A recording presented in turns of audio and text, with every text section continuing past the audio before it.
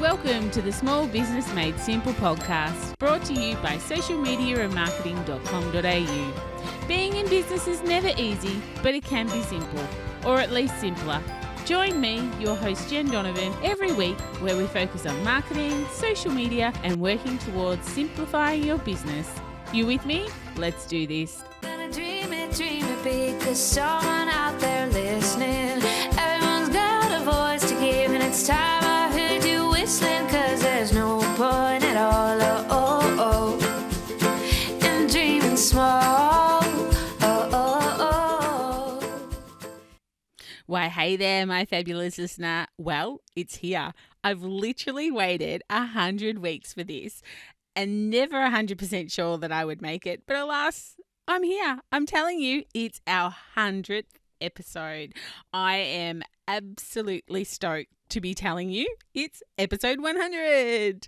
If you're a first-time listener, then super welcome to you. I'm not normally this excited, but hey, I've done 100 episodes, so I'm having my own little tea party here. If you're a return listener, then hey, I'm super excited to have you joining me here for what will be a pretty epic episode.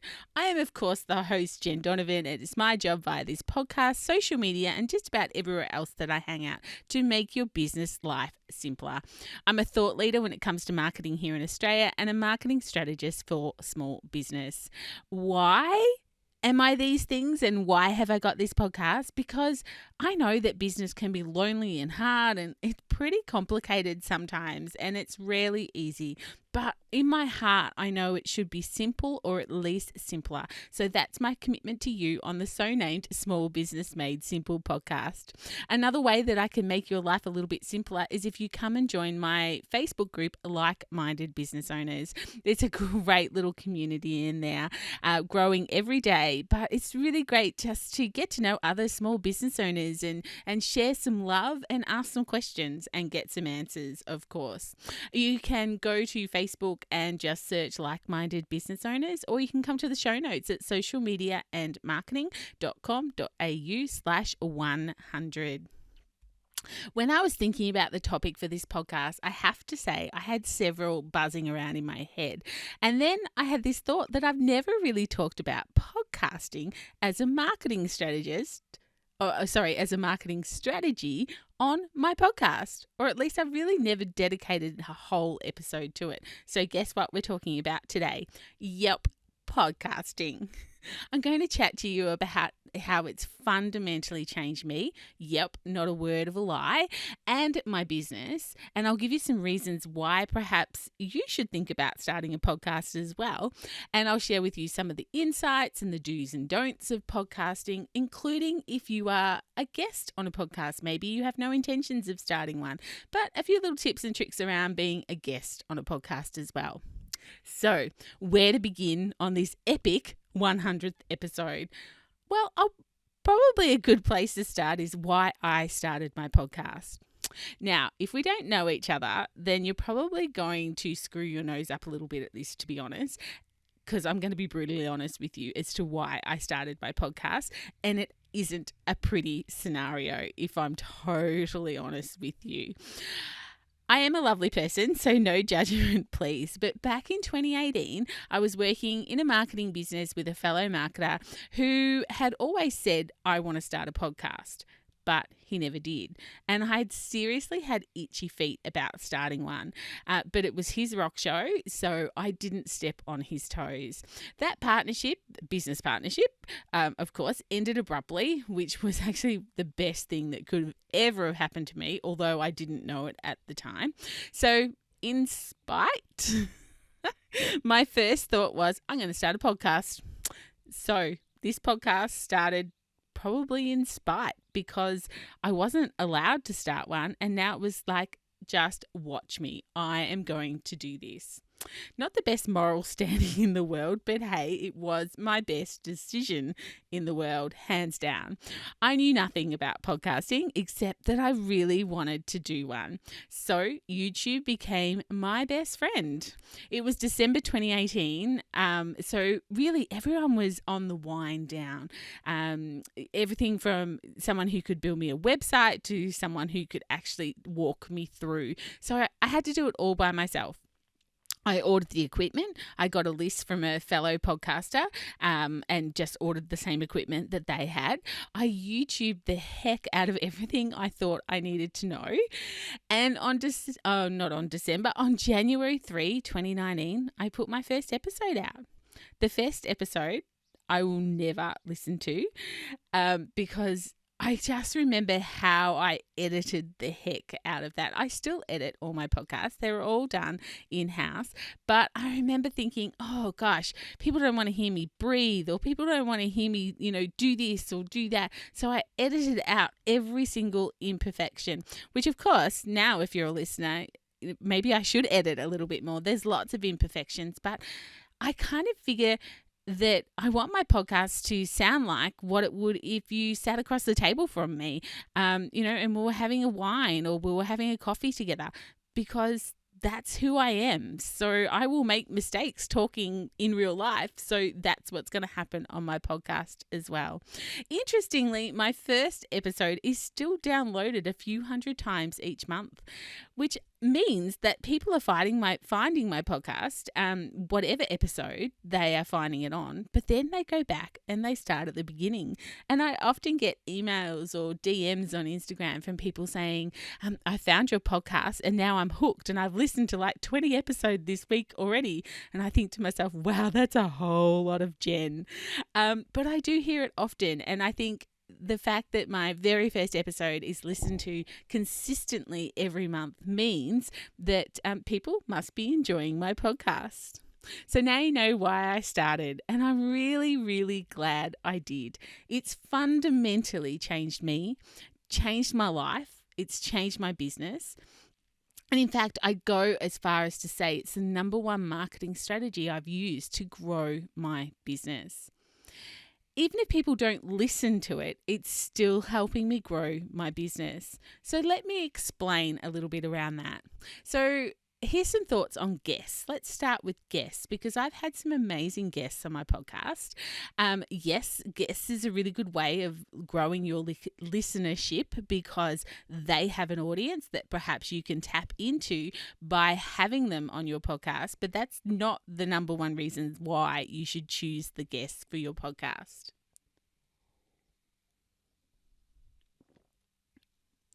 Some of the guests I've had would literally charge me thousands of dollars per hour to tap into their brains to find out, how they can help a small business owner. And I get to chat to them for free for probably an hour, or some cases even longer than that, because of course there's always before and after conversations, which is one of the highlights of having a podcast, is having these before and after conversations with amazing people. Building relationships, human to human marketing, you all know that's a huge part of my business and my business philosophy. So having an hour with someone chatting about life and business and family, it really does start to build a relationship. And for some guests that I've had on my podcast, I have actually gone on to build a friendship with many of these guests. Other guests I've managed to, they've reached back out and offered me speaking opportunities, either with them or in front of their audiences, or just a referral to another client, whether they're a client for me or a referral for another speaking client. All this business I would not have got if it wasn't for my podcast. And on guests, probably the not so fluffy bit, just let me say this. If you ever are a guest on a podcast, or if you ever start your own podcast and have someone as a guest, realize that it is your own space. So that probably goes if you are the podcast host. It's your space. It's your space to allow and disallow whatever you think. I've recorded guest episodes that you'll never hear. And I've edited the absolute living daylights out of other guests that you have heard. Firstly, if I have a guest on, I really feel like I'm recommending these people to you, to my audience. I'm saying this person is a good person, they give great value, they're an expert in whatever it is that they do or whatever it is that they sell. And if I don't feel that, then you're not coming on my podcast. Therefore, some guest requests have definitely been rejected. In fact, you get a lot of requests for people to come on your podcast when you do have a podcast. So you can be selective. But I've also done a couple of interviews with people and thought to myself, you know what, I'm really not convinced that you know what you're talking about, so I'm not going to air this one. All of my guests actually sign a talent release form before they come on, and basically it says all the IP or the intellectual property is mine to do with it what I wish, and there's no guarantee your episode will be aired. It's purely my decision. And secondly, still on the point of guests, this is my marketing strategy and not their place to sell. So I've had some guests that have come on and they've sold hard. Like, I mean, really, really hard. They're selling their business hard on my podcast. These are the ones that get edited. Because my business philosophy or ethos is give, give, give, ask. I wouldn't do 100 episodes of a podcast for free if I didn't have the business ethos of give, give, give, ask. And someone is not coming on to my podcast to sell to my audience relentlessly, and especially if they don't match up with my business values. Now, you won't have noticed any of this, or I hope you haven't noticed any of this, because I've certainly edited people out. You sell on someone's podcast by not selling at all. For me, guests come on this podcast and give such incredible insights, so much incredible value, that the listener literally goes, I have to contact this person. And that's why there's always tell me how people can contact you, because that's how you sell on someone else's real estate, someone else's land, which of course my podcast is. So if you're ever a guest on someone's podcast, respect their space and respect their audience. And if you have a show of your own, either now or in the future, respect your space. It is yours. This podcasting stuff is, it's seriously hard work. So don't let someone else come in and steal your audience or make you feel uncomfortable by airing something. It's totally up to you. So that's the end of my crankiness with podcasting. It's like my like-minded business owners group. I have marketers who come in there and they just try and sell to my members. And I'm like, bugger off, this is my group. And then I have other marketers who come in and they give such incredible value. They're so lovely to my audience that when it's time for them to sell, I open them with open arms because they have done the give, give, give, ask. But that's just me. And I might add that some of my guests have also become my business besties as well. So having guests on my podcast is definitely been something that I have attributed to the success of the podcast and to changing me and changing my business as well.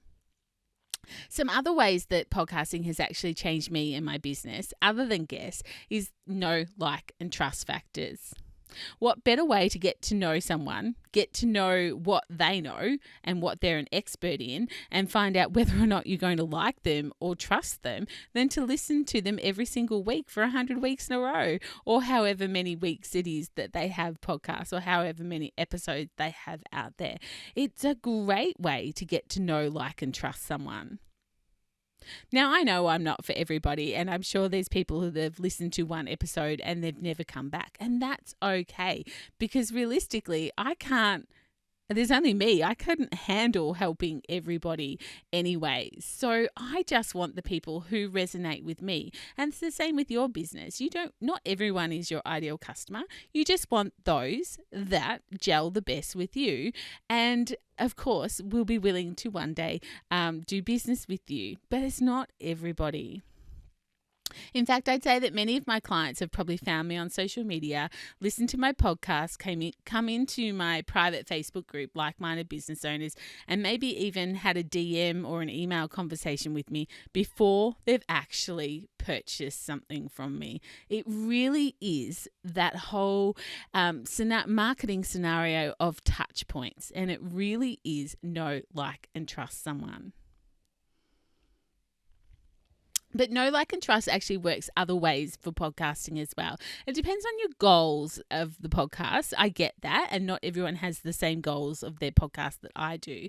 But people who don't want to become my clients, but maybe they actually want me to speak to their clients via a webinar or from the stage, or maybe they want to refer me as a speaker. And to have a podcast where they get the opportunity to hear my authority as a marketing thought leader and a small business strategist, it's all here for them to hear. It's all here for them to hear, and it's all here for them to hear on a podcast. They don't need to go much further than to listen to a few episodes to decide whether I am the right fit for their audience or I am the right fit for the audience they want to refer me to. And when they reach out to me, it's kind of like picking dates that are suitable for the both of us rather than am I a good fit, because they already know, like, and trust me before they reach out. One of my big goals for 2020 was to do more speaking. So it is part of my business goals, and podcasting sits under that. And I've certainly done a lot more speaking this year, but unfortunately it's all been via Zoom. So it is 2021 goal. It is 2021's goal to do it more via the stage.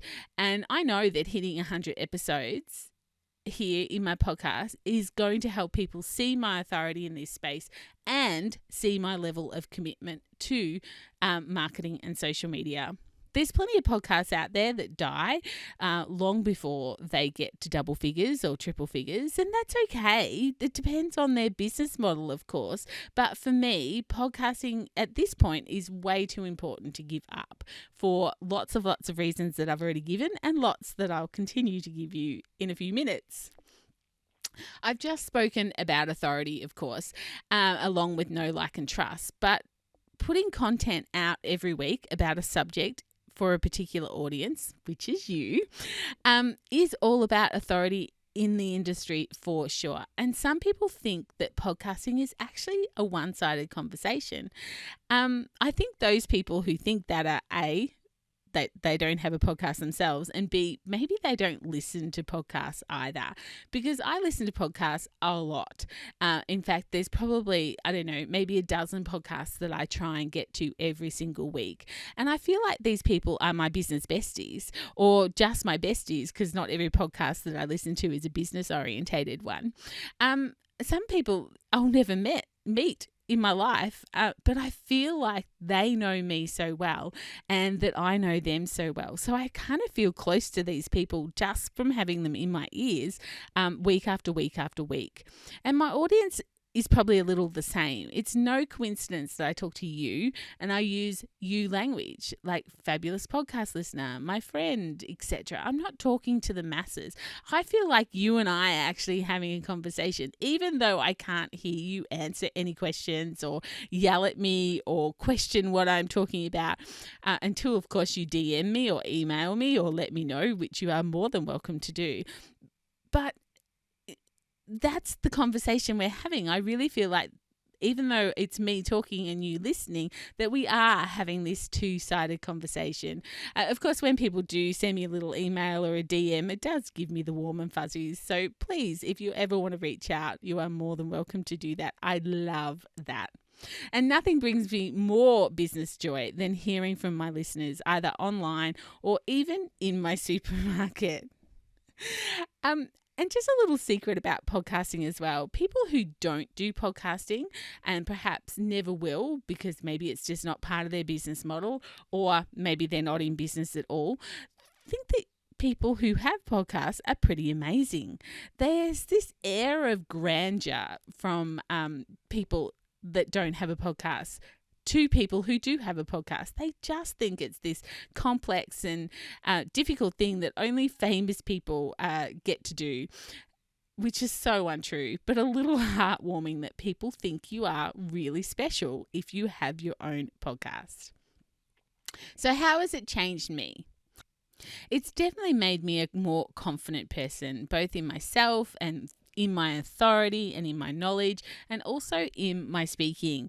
I pretty much live, breathe, and talk marketing 7 days a week. So I really feel quite confident that when people throw questions at me, whether it's on an Instagram Live or a Facebook Live or, in real life, that I'm quite confident in answering those questions. That's come from doing this consistently every single week. Yes, you can get that level of confidence and that level of confidence in your authority and your expertise other than having a podcast, but it's kind of like this is how it's changed me. So it's definitely helped me in that way. I actually also have the confidence to tell people that I don't know and that I'll get back to them after doing some research. I think that is probably a level of growth that I've seen since I've been podcasting as well. And even though I still get nervous going on stage, it's more exciting nervous than I'm going to be sick nervous, which it used to be, because when I talk about marketing, this is something I talk about every single week, 7 days a week. So it's just me talking about the same thing slightly differently to maybe a slightly different audience with a microphone in my hand, as opposed to looking at my computer screen and having a recording device like I'm doing here to record my podcast. My podcast has also made me do lots of research as well, because I really want to keep up to date with the trends and ideas. So I've really not only honed my research skills, but I've learnt to listen to certain people. So I've basically learnt who and what to listen to. And there are a lot of people out there who say they are an expert in marketing and social media, but really they're not. So I've learnt who I can trust and who I should be listening to, because I don't have a direct line to Facebook or Instagram or LinkedIn. So I really do have to sort of rely on the authority of other people who are a little bit more ingrained and closer to people. And of course, everything's for test and measure as well, which is exactly what we should be doing with marketing. So if I hear that something is working, I'll test, I'll measure it, and then of course I will talk about it if it does in fact work. I'd have to say also it's just made me a more confident human. Podcasting has made me more confident. But don't get confident mixed up with cocky. Definitely not that. Just more confident. I know there's still so much to learn, but I would say that podcasting every week has definitely made me confident in myself and my knowledge for sure. I've learnt what it takes to be a thought leader in marketing and have a clear vision of what I want and how I'm going to get there and what it's going to take to get me there. When I started podcasting, 100 episodes ago, it would take me about 4 to 6 hours to do an episode. Now it's more like, probably 2, maybe 3, depending on the episode and how much research I need to do. But like I said at the start, I still do all my editing. There are lots of places to outsource your editing, but at this stage, I'm quite comfortable in doing all my editing still. So it is a commitment to do a podcast. It's not something that you can just do, well, maybe you can do in an hour, but it's not something that I can just do in an hour. I always write my show notes because, they're always available, of course, at socialmediamarketing.com.au/podcast, because I know there's people in my world that actually have audible issues, but they still want to be involved with what I'm doing. So they read the show notes. Plus, I think they're quite good for SEO for my website as well. Not that I'm an SEO expert, but I do write show notes just about for every episode, except if I have a guest on. I'll always encourage people to actually go to my website to listen to the podcast. And that's why I never really give out my Apple Podcast or my Spotify link, even though I know that's where most people do listen to this podcast. I want the web traffic. So I will always point people to my website to listen to the podcast. And that's, of course, a bit of a podcasting tip. That's why it exists on my website. The more traffic I can get there, the better I will rank, of course. Classic SEO. But I have to say, recording and editing, they are probably the easy bit when it comes to podcasting. Marketing and getting listeners is the harder bit and the more time-consuming bit of podcasting for sure. You can have the most amazing podcast, but if no one listens, then it's a tough gig for you to keep going. So this is what my marketing looks like in a given week. give or take some of these factors depending on the episode, of course. So every week I'll email my list. I'll post on LinkedIn, Facebook, in my Facebook group, on Instagram at least twice a week about the episode, sharing different parts of the episode with different assets, so different pictures and things like that. And of course, this includes stories on Instagram and Facebook as well. I'll post into other people's groups who offer things like, hashtag episode Monday or hashtag podcast Wednesday, or other groups that I really feel that would benefit from this week's episode. So it's not always the same group because it does change depending on the topic that I'm talking about.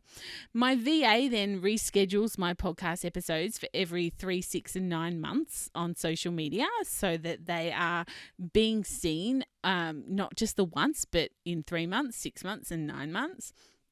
And my VA also turns my show notes into blogs and schedules them as well.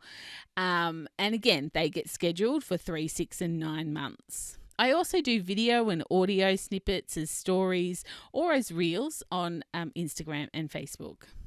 And besides all this, my podcast host, which is Lipson, pushes my podcast out to iHeartRadio, Spotify, Apple Podcasts, SoundCloud, Deezer, Ghana, Amazon Music, Google Play Music, radio.com, a podcast page, YouTube, Twitter, LinkedIn, Facebook, and of course my website. So it does go far and wide every single episode. And I don't tell you this to scare you, but you've got to have the right systems and processes in place, that's for sure. And, having the right systems and processes in place does make this a little bit easier. But marketing does take time, just like marketing anything else. So you've got to know why you want to do a podcast and how it's going to help you build your business and how it's going to help you one day make money from it, I guess, whether it's from building authority and having people come into your business that way, or whether, of course, you get sponsors to come in and sponsor your podcast episodes as well. So my question to you on episode 100 is, do you want to build your authority? Do you want to build your know, like, and trust factors with your audience even quicker? Do you want to become the go-to person in your industry? And do you want to be more confident around what you do? Have you ever thought about podcasting yourself? If I'm completely honest, and I think I have been in this podcast a little bit too much maybe, I was actually thinking about doing a podcast course specifically to be announced on my 100th episode. But for me, courses on podcasting when I was starting wouldn't have been what I was looking for. If I had the opportunity to have someone one-on-one walking me through the process, giving me the tips and tricks, showing me the road less traveled, making sure I wasn't hitting all those bumps that they hit and that I didn't do what they did wrong, then I would have actually jumped at it. Because admittedly, there were definitely things that I did wrong in the beginning and that I would want to make sure that I would do better next time to get better results a lot quicker. So rather than a course, if you're listening to this when it airs or, in the future, I'm going to offer 5 spots to anyone who wants to start a podcast for me to walk with them. So hold your hand and walk you through the process, from what equipment to use, to knowing your audience and your goals, to a launch strategy, to all the tech that you need, to the systems and processes that can help make your life simpler, to marketing your podcast and getting results. So I just wanted to offer 5 spots because I know there are people out there who would love to start a podcast but think it's just all too hard or it's all too complicated. So if you're listening to this and you think that could be me, let's have a chat. If you decide that this is for you, then we'll have a dedicated chat in Messenger just for you and I, so we can tick off to-do lists, and we'll do Zoom calls once a week. You can ask any questions you want, and I will actually keep you accountable as well. So this isn't something that you never get done. Like buy a course, I'm going to do it one day, but there's no accountability, because I think accountability is huge. It will be intense, and you do get the opportunity to set the pace, of course, but you also need to be held accountable. for whatever it is that you want to achieve. And that's where I would love to help you. So if you're interested, let's have a chat. Book a discovery call with me, a 30-minute free discovery call, because maybe podcasting is just something you want to talk about for now. Does this sound like a good podcast, Jen? Maybe you haven't got all your balls in a row. So let's just have a chat.